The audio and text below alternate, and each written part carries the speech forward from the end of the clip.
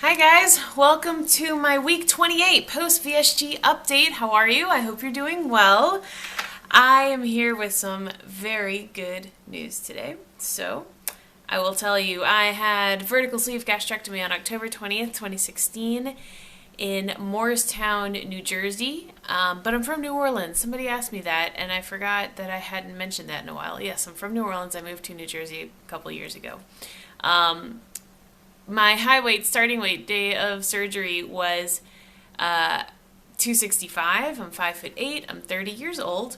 Last week, I came to you at 191.1, which had been a gain of 1.9 from the previous week. This week, I am 186.1, which is a 5-pound loss for the week, and 78.9 pounds lost overall since surgery. You guys, this is the highest loss I've ever had since week 1 post-surgery. Also, if I hadn't, I lost the 1.9 from last week and an additional 3.1, which means that the 3.1 alone would have been the highest loss since week 17. This is crazy. I'm in disbelief. These numbers really shock me. At 175, I'll be at my lowest adult weight, which I only reached very briefly the summer before senior year of high school. And that's only 10 pounds away. And then my goal is 165, which is only 20 pounds away. That's insane. I knew it would happen before my 1 year, but my 1 year is until October. We're only in the beginning of May. I don't know. I mean, it might take me that long to get there, but it's just happening so fast. I'm just totally in shock and so happy. And I wish I could tell you that I did everything differently this week, but I didn't. I just stayed on plan. I just exercised, keep on keeping on, and like I've said all along, sometimes your body reacts really well and sometimes it holds on, but yeah, I'm thrilled. So anyway, I've also had fun putting together outfits, as I mentioned last week. I just want to mention this particular shirt that I'm wearing today. I've started tucking shirts into my pants, which I had never, ever, ever done. Even in elementary school and stuff, we had to tuck our shirts into our skirts, and that was a bad look for me then. Big girls don't tuck in clothes. That's just not a good look. So anyway, this is my first go ever at tucking in clothes, and I kind of have to for the shirts that are way too big. So this shirt, I don't know if you can tell, but it is enormous on me, and I'm gonna post a picture here. This is me at 265 and then 245 wearing this same shirt. So before my surgery, I had to have a 6-month pre-op diet, but I wasn't required to lose a certain amount of weight. But in those first 3 months, I went from 265 to 245, and then in the second 3 months, I gained those 20 pounds back. So that picture is the only evidence I have of those 20 pounds that I briefly lost about this time last year, actually. So anyway, same shirt, but my bigger clothes, some of it I can get away with. I mean, really, in the shoulders and stuff, you can tell it's really big, so that's why I've been wearing scarves and stuff to kind of disguise. I haven't bought a ton of new clothes. I've only bought a few things, so I'm doing my best to disguise the fact that a lot of my clothes are very large. It's going okay so far. What else? Okay, so exercise. I mentioned I've been exercising, as much as before, or kind of, whatever. So, we haven't actually talked about this, but I've started swimming. So I know I had been talking about going swimming, and then in my 6-month video, I showed the little clip of me swimming. That was actually my very first time swimming since I was a teenager, really swimming laps. And I've been swimming, and I absolutely love it. I don't know if everybody has this feeling of one certain sport or physical activity that they just love, but for me, it's swimming. It's so easy. It comes naturally. I didn't want it to end. When that first day, I decided I was going to swim for an hour, and I did. And the only reason I ended the swim was because I was like physically sore in all new places. My abs were sore, my like mostly my upper body, so like chest, shoulders, neck, back were all sore, and I guess those are the things I work out the least, just like in normal life. But I was just like sore, but I didn't want it to be over. I was just so happy. So I've really loved continuing to swim. That's been good. And I only go on the weekends, honestly, because it's like it's a big time commitment to like, I don't know, get changed and swim, and then afterwards obviously you have to shower and stuff, and I can't do that on a weekday. I just can't. So swimming has been like a weekend thing. But during the weekdays, I'm still working out at the gym at work during my lunch break. So some days I do a step class. Some days I just go for a run. And you guys, I don't know if you saw this on my Instagram, but this week, so I had been doing 5Ks and just kind of like walk, jog. And I had been increasing the lengths of the jogs. So I started at like 5 minutes, and then 6, and then 8, and then 10. And then this week I was like, all right, let me see if I can do 10 again.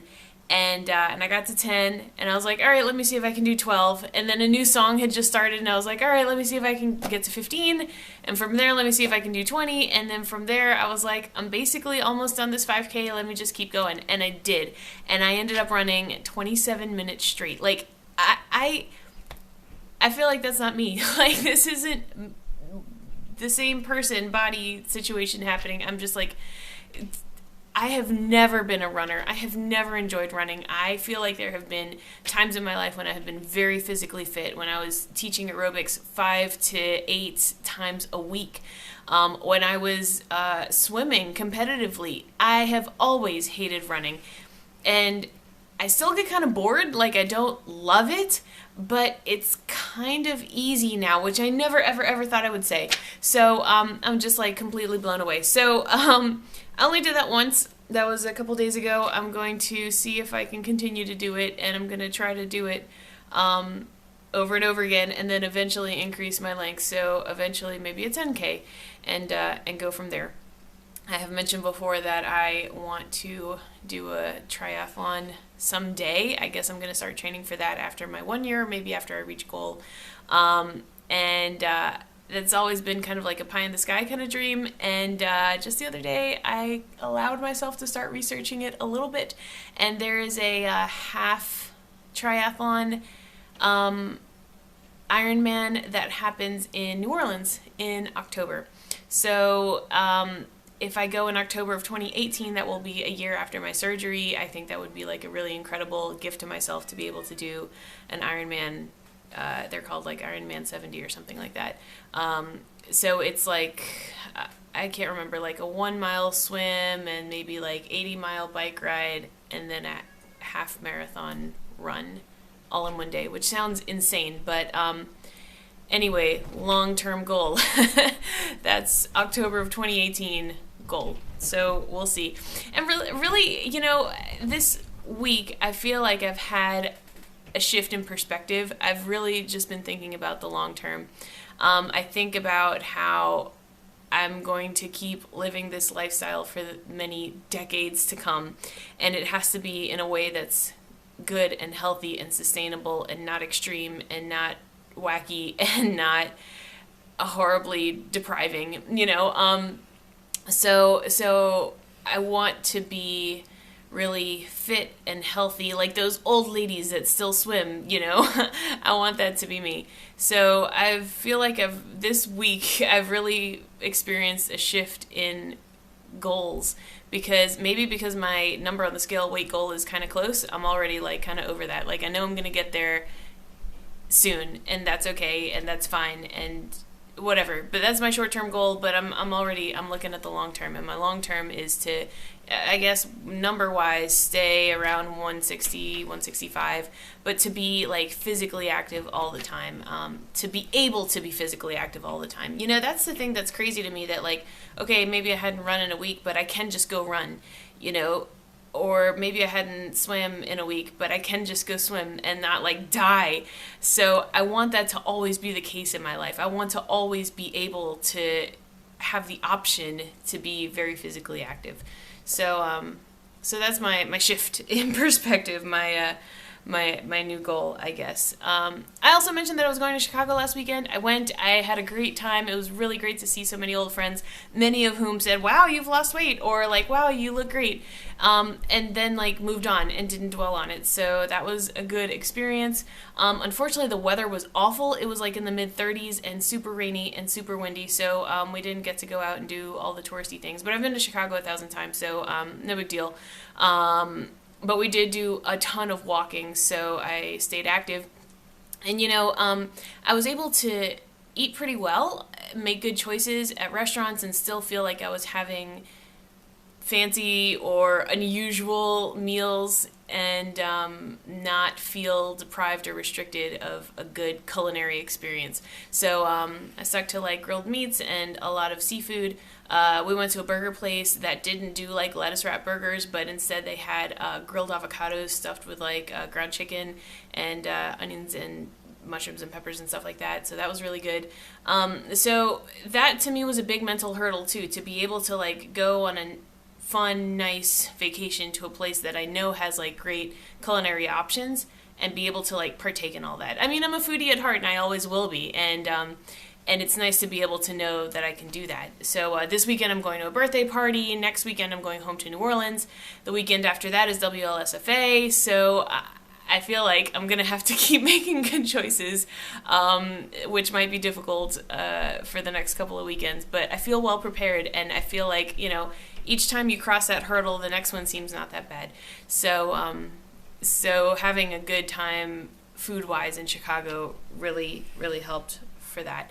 And I just, I'm in it for the long haul, and that's what I have my goal, my sights set on, where I'm going to be 5 years from now, 10 years from now, 30 years from now, I don't know, but I want to be a person who is just like healthy.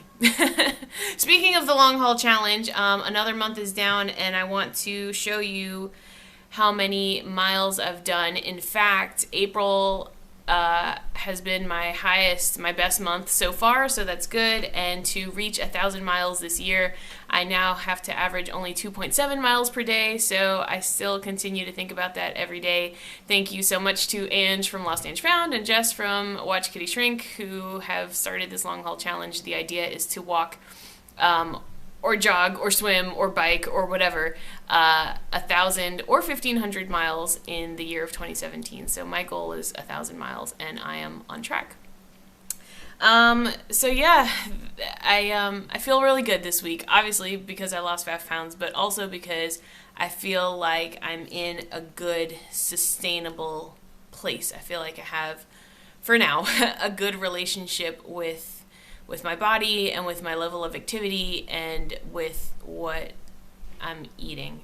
So, you know as well as I do that could change any moment.